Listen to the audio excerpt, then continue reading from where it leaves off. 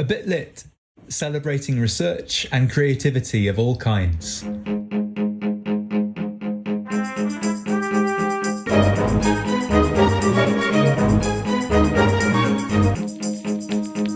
A Bit Lit is making its first film on location. We're here on the streets of London, the rather noisy streets of London, thinking about Shakespeare and London.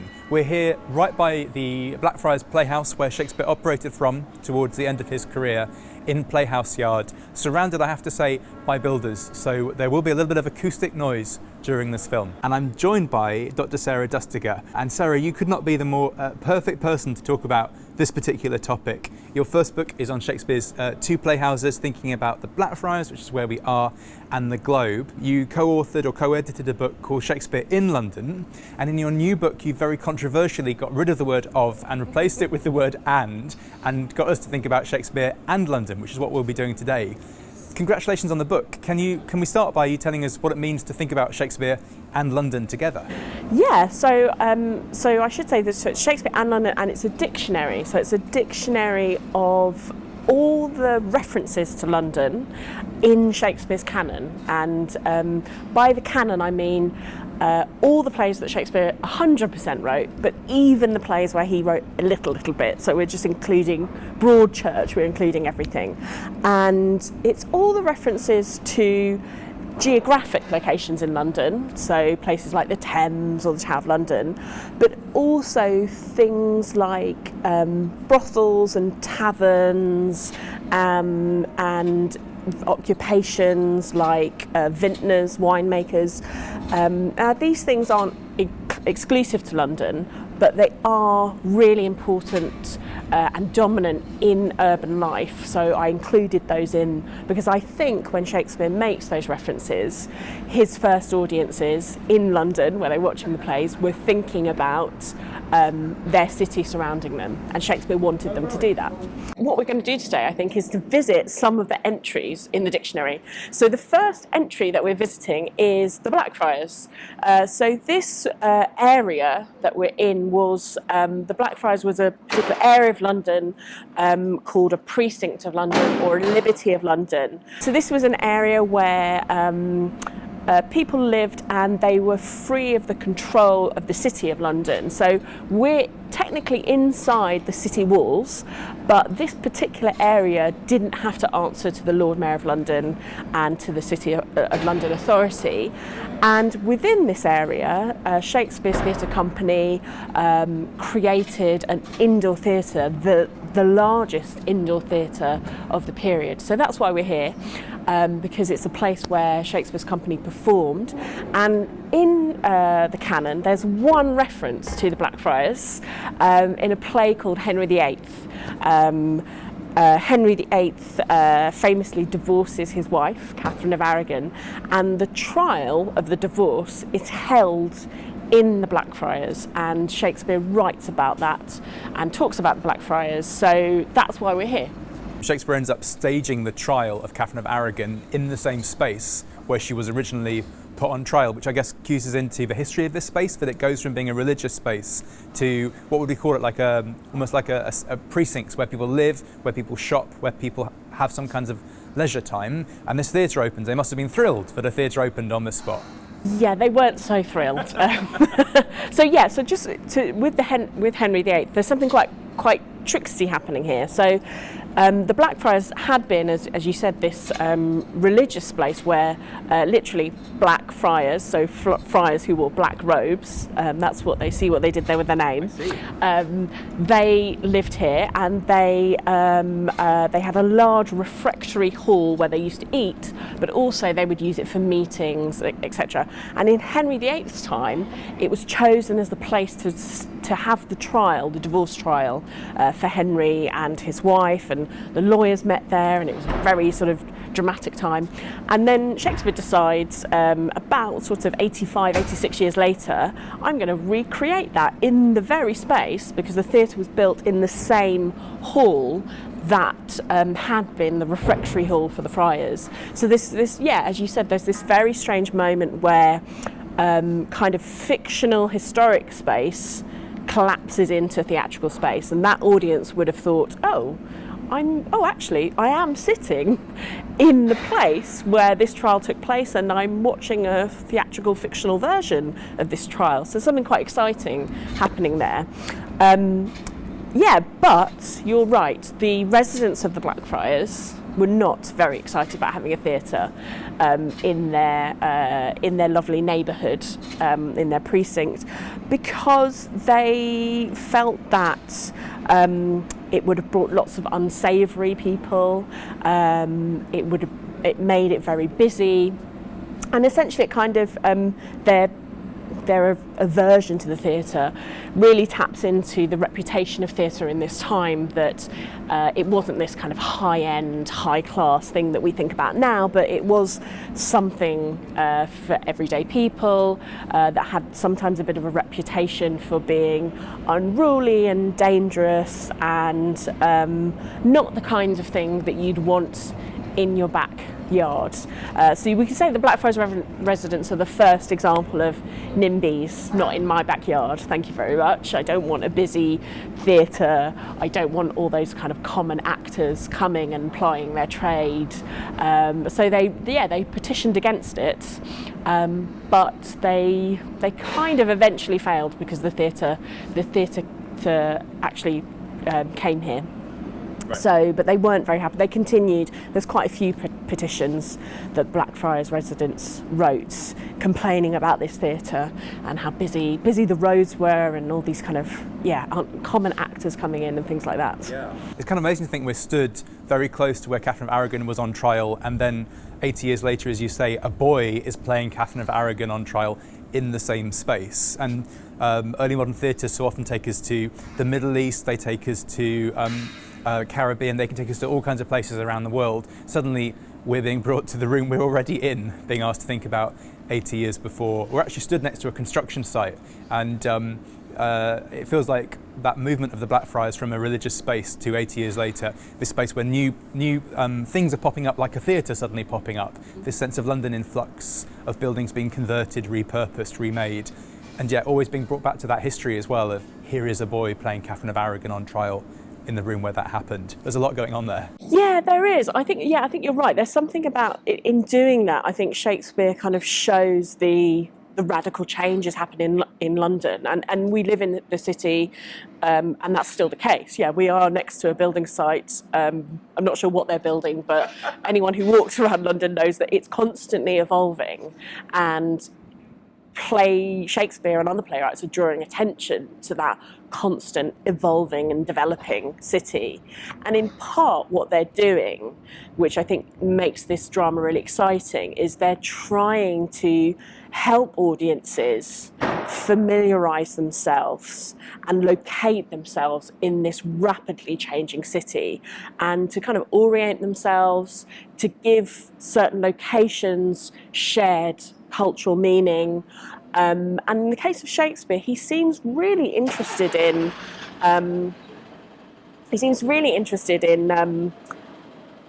kind of getting Londoners to see the deep history, the deep past that is all around them, and understanding that the streets that they're walking have this mythologizing and deep history that goes back. And he seems to do that throughout the history plays. So we've got Henry VIII, but we've also got Henry IV Part 1 and 2, that are asking Londoners to see both their everyday city and a kind of historic city at the same time. It feels like the city at the moment is just mocking me by saying, yes, the city is constantly changing and building work is literally happening as we speak. I've actually arranged for this to happen to demonstrate London's constant evolving busyness. This is what the Blackfriars residents are complaining about, is kind of all of the noise that a playhouse will create. There'll be people coming to the precincts we don't want to have to share space with. They'll be noisy. Actors will be tooting their trumpets to let you know that the show's about to go on. And I love what you're saying about that moment of Catherine of Aragon showing London as something familiar from their past, but also it's kind of a terrifying moment, right? Because it's like the central moment of the English Reformation, that without that moment we wouldn't have the religious spaces like the Blackfriars being seized by the state, being sold off, And pretty much every theatre we know of in Shakespeare's time is on, even the inn-yard theatres, they're on former religious lands. So it's this moment in which enables the playhouses, but also enables religious strife, mass burnings, state control of what you are and are not allowed to believe in. So it's kind of a familiar yet terrifying moment. Yeah. Well, I think a lot of the Shakespeare plays, and again other playwrights in this period, they're trying to process the seismic cultural event that is the Reformation. That I think it's very difficult for us as contemporary Londoners and mainly secular to try and understand how this religious change was just like a ripple effect. And it wasn't just religious, it was cultural, it was aesthetic, it was the difference between Catholic culture and Protestant culture is so vast. And absolutely in that moment in Henry VIII, by doing that, there's a kind of calling to attention that the strangeness of kind of recounting a Catholic past and drawing attention to the fact that you can do that because you're in a Protestant presence is really, really a strange thing to do. And also not only, and as you were saying, you've got this boy actor playing Catherine, and but also that we know for Henry VIII that Shakespeare used the historical source Holinshed, and he used it verbatim. He basically just copied it, didn't even bother, just copied. Lazy boy. Lazy, I know. So parts of that play, and particularly in the divorce trial, are verbatim from a historic source. So it's almost what I would call site-specific performance. That's a very modern term, but I think that play is a site-specific performance, and by that I mean theatre that we're familiar with nowadays, modern theatre that goes to certain historic places and tries to make theatre that's informed by the history of that place. Different plays and theatre companies have done that, and I think that's what Shakespeare's doing with Henry VIII and the Blackfriars, and also it sort of reminds me of that reference to the Blackfriars. References elsewhere in the canon that Shakespeare makes to the globe. The Tempest, we have reference to the Great Globe itself. In Hamlet we have a reference to the freighted canopy of the globe, and it's something that Shakespeare and lots of other playwrights do, is that sort of self-consciousness, just sort of almost like poking the audience to say, you're watching theatre, this is where you are, and he's doing that as well with that Blackfriars reference. So I've put those two things together, those Blackfriars reference and these Globe references, what we call meta-theatrical references.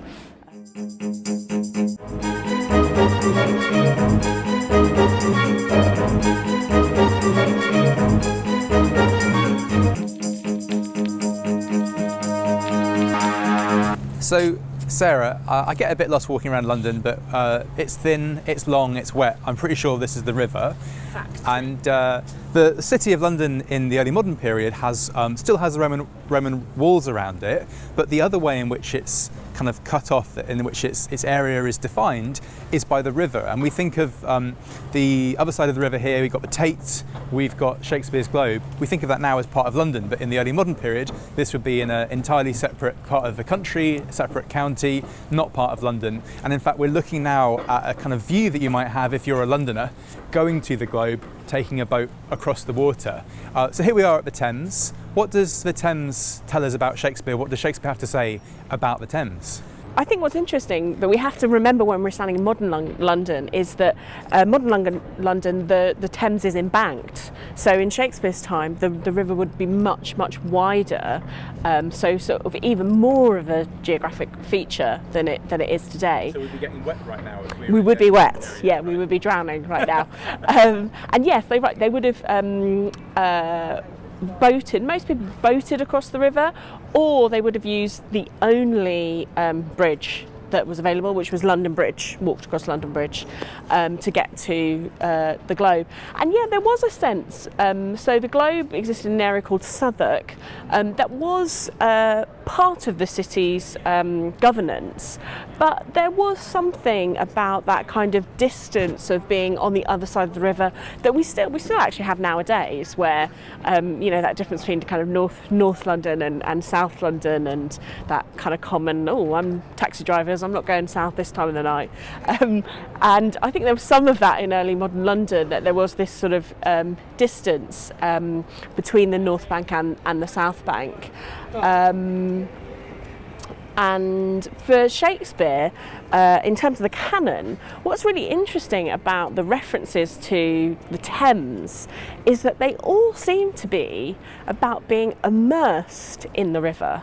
And that being something, obviously, to quite a negative and quite a dangerous thing. So there's a reference in Henry V where England is about to go to battle with France, the famous Battle of Agincourt, and one of the soldiers says, "I'm sure that Henry V would prefer to be immersed in the River Thames than about to go into battle, and I actually would prefer to be dunked in the river than be about to go to battle." And then in The Mayor of Wives of Windsor, this great comic character Falstaff, he ends up dunked in the river much further than west, out of London, but he still references the River Thames. And then there's a very, very beautiful piece of poetry in a play called Sir Thomas More, which is a collaborative play about the Catholic martyr Thomas More. And it's his wife, she has a prophetic dream before her husband's arrest and execution of being on a boat on the River Thames and falling into the river and drowning. So yeah, that's one of the interesting things about doing this dictionary is putting all these references together and seeing the links between them, that it seems that Shakespeare was quite interested in the river as this quite dangerous place, and it certainly made me think about the way in which the river probably was quite threatening for people, and the idea of being kind of immersed in the river, drowning in the river. There's also another reference in Henry VI, where the Kent rebel Jack Cade, who wants to launch an attack against the city, tells his followers to throw people in the river. So yeah, all these kind of references to being immersed in the river, which is quite dangerous and scary place, dark place. That's fascinating, and I'm really interested in what you say about the kind of continuities between the early modern period and now, in ideas of kind of North London and South London. There are different ways of thinking about the relationship with the river and the city. But I also like the idea that the City of London itself, city with a capital C, we're sort of in South London right now. You know, South London is within the city itself before you get to the river. And I think of London as, I think of one of the most important things about London we often forget in the modern period is that it's a port, and that the river is the life source of the city. It's the reason the city is growing, it's the reason the city is important. And yet you're telling us that for Shakespeare, who after all grows up near a nice tiny river, Stratford upon Avon, maybe he's completely freaked out by this massive river, constantly in terror of it. But for him it's a source of danger and terror and death. And threats.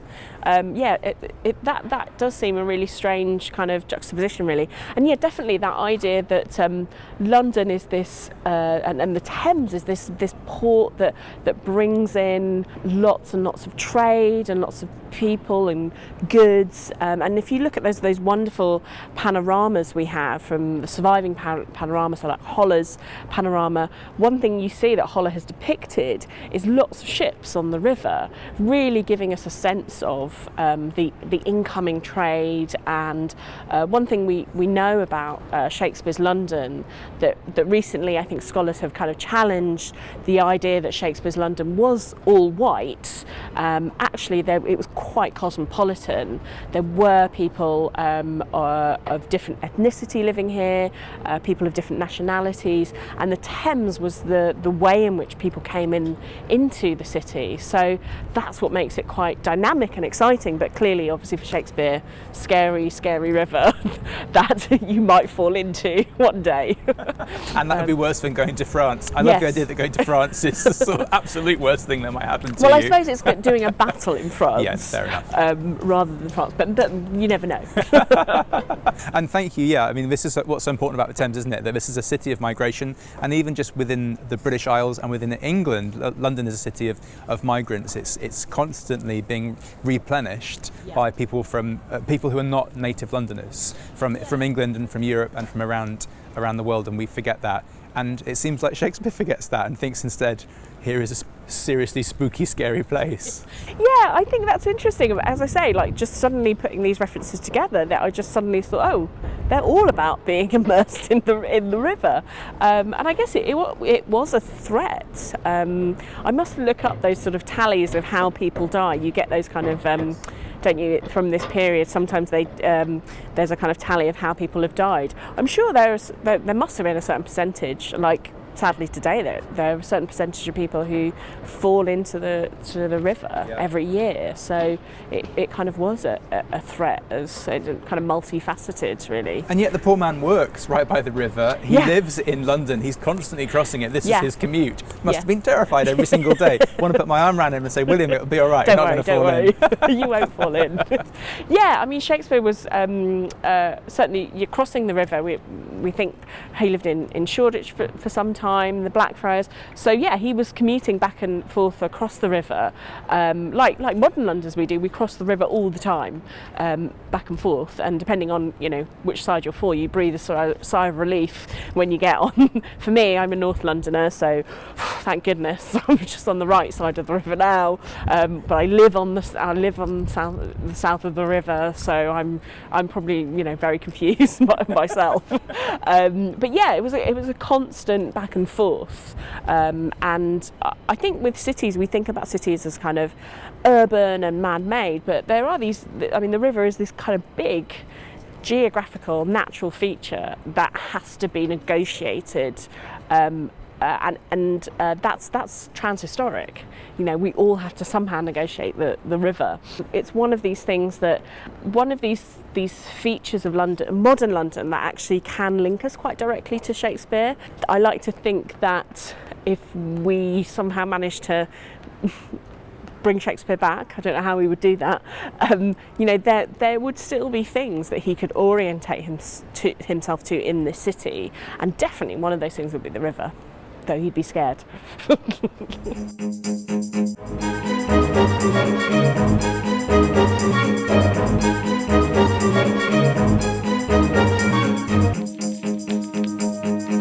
I was talking about these boats. I just obviously planned this. It's almost like you've done it deliberately. Yeah, this is where we were, Andy. Should we talk about We were like then? here, Let's talk about it. because we were filming.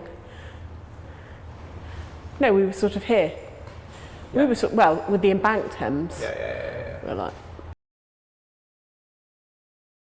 What I was talking about just earlier, when we were standing by the river, I was talking about these great panoramas, and I mentioned Holler's panorama, which is from 1647, but this is another one from 1616, Vischer. And as I was saying, they often depict the Thames, and they show all the boats, all the sort of the life on the Thames. So we've got here not only like trading ships, but you can see someone rowing, someone clearly with goods here, a little ship here, and you can see people just about to reach the North Bank, kind of crossing across. So these panoramas really give us a sense of the vitality of the river, and what the river brings in, and how the river is a place of work, a place of travel, a place of kind of cosmopolitan place as well. Yeah, absolutely. And I love the fact you've got the kind of merchandising ships. You've got an eel ship here moving left to right, moving along the river, and then, as you say, the smaller rowing boats which are moving across the river. So that real sense of trade coming in and out, and then commuters going off to the globe or wherever it is they're going.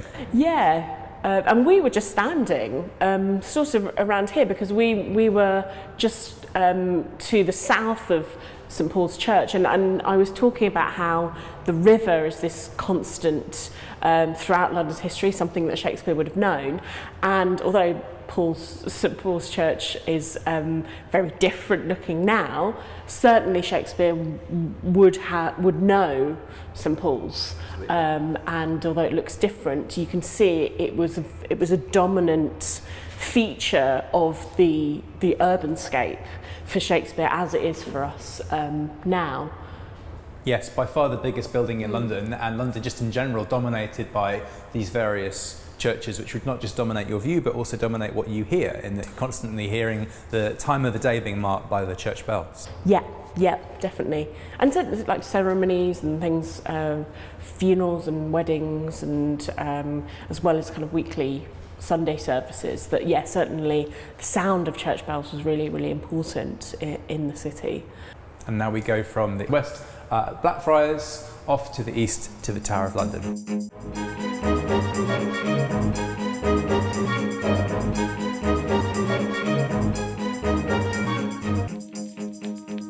The bad news is we're now at the Tower of London. I don't know what we've done wrong to end up here. And excitingly, you've brought us right to the spot where there's a surviving piece of the Roman London wall, which was still in existence in Shakespeare's time. I love the fact that they've walled the wall off just in case the wall wanders somewhere. It's kind of bricked in and imprisoned at the Tower of London. Yeah. Shakespeare, Tower of London and the City Wall, what can you tell us? Well, this is why I brought you here, because it just shows us the sense of early modern London, that there were these two power forces. We've got the City of London, capital C, as we said earlier, and this is the civic authority headed by the Lord Mayor, made up of the merchants of London, and then the Tower of London, which is the symbol of royal power. And these sort of competing authorities for London, and they were obviously they worked together, and they had to work together, but there were sort of moments of tension, and this physically shows us the distinction between the two. Shakespeare is just really fascinated by the Tower of London. It appears throughout his history plays, and it is, as you said at the beginning, a place where people come when they have been very, very naughty, or actually sometimes when they haven't been naughty. So in Richard III, Richard, on his way to power, puts lots of people in the Tower to get them out of the way, his brother, his nephews. And what's really interesting about the Tower of London in Shakespeare's history plays is that it's personified. It's actually personified in some of the lines as this foreboding and frightening building where people are locked, immured, and it's really this threatening place, and it's really kind of mythologized through the plays, and it's an example of what I spoke about earlier, of the way in which Shakespeare encourages his fellow Londoners to look at the city with new eyes, and to remember that deep past, that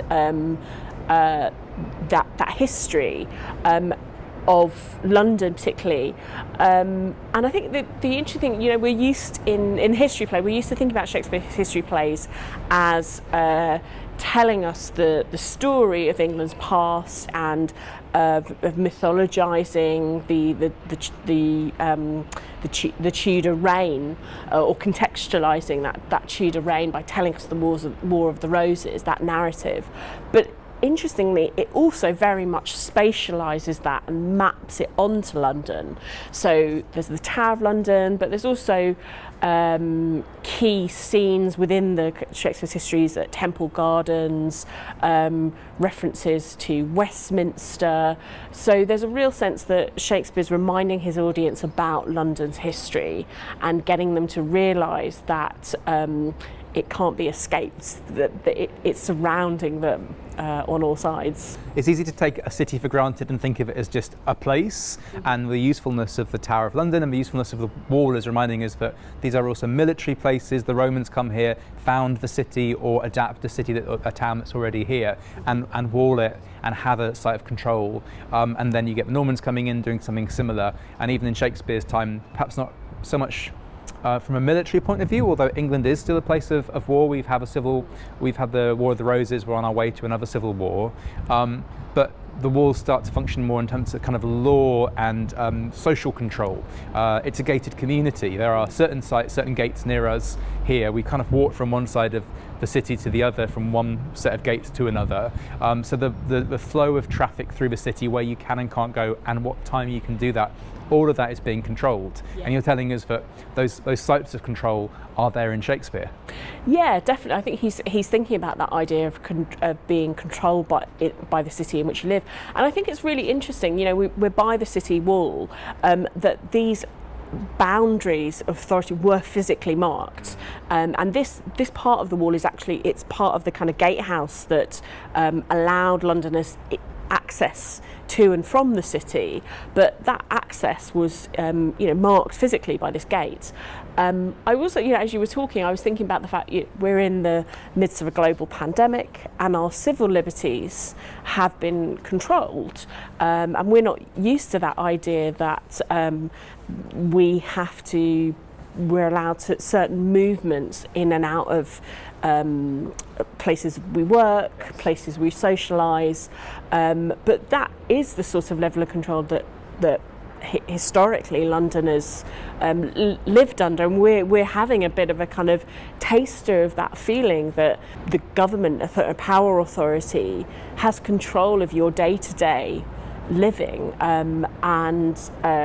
Shakespeare's play certainly tells us that experience in history plays about people who, royal people with presumably seemingly power and status, because of political manoeuvrings, suddenly their freedoms, their physical freedoms, are contained, and they're often contained within this very scary and foreboding tower. Thank you for saying that, because I think one of the things that's been scary about our present moment, as we think of it, is unprecedented, completely new, and really from the beginning of the A Bit Lit films, we've been trying to talk about how theatre in Shakespeare's time is invented at a time of plague, at a time of social distancing, at a time of forms of lockdown, and I take great comfort from that. It's a time when people had centuries worth of knowledge of how to deal with mass plague, and as you say, we're also standing on a site less cheerfully, where if you're a very powerful person, you can find yourself toppled and suddenly ending up here. And you mentioned Richard III, and I wonder if that play in some way links our three locations. You'll have to tell me, because I don't know, but Richard III may have been performed at the Blackfriars, I just don't know. But it is certainly, the figure of Clarence ends up in the Tower of London worrying about drowning, which you've taught us is Shakespeare's terror number one. It is, yeah, he's worried about that river. So kind of uniting, the river, potentially the Blackfriars if Richard III ever ends up there, and the Tower of London. Yeah, it seems to me that Shakespeare, I think what's run through, and what runs through Shakespeare's depiction of London is that he's really interested in London's past and the intersection between the past and the present, which I think is what, as often as scholars of Shakespeare and this period, you become fascinated by this intersection between the past and the present. I mean, we use this phrase early modern, don't we? Supposedly, which is just a bizarre phrase, early modern. And I always explain it to my students as the idea is that in this time period we get the beginnings of what we understand as the modern world. So secularization, individualism, capitalism, and so even in the name that we use for Shakespeare's period, we seem to be labelling it as a time where the kind of the past and the present and our present seem to collide. But Shakespeare's interested in that very fact of collision, that idea that the past and the present do mix together, and he plays with the historic past, but also overlays it in a very anachronistic way with his own modern London. Yeah. He seems to be really encouraging people in the history plays, his audiences, to almost kind of be dizzy with time travel. Are we in 14th century London, or am I in the London that I just stepped out of into this theatre? He does that all the time. Yeah, that's great. And I like to think we've done a bit of that today as well. You know, we've been having this discussion while surrounded by building works and people on rollerblades and joggers, etc., walking past us. And I can't thank you enough for getting us to think about London now and then in terms of Shakespeare's time, and then Shakespeare himself thinking of his now and then the then, exactly. Yes. I guess my final question is, in some ways, a return to the very first question I asked you, which is what we get when we map Shakespeare onto London or London onto Shakespeare. And you've kindly given us these kind of 3 case studies, these 3 immersions into particular locations.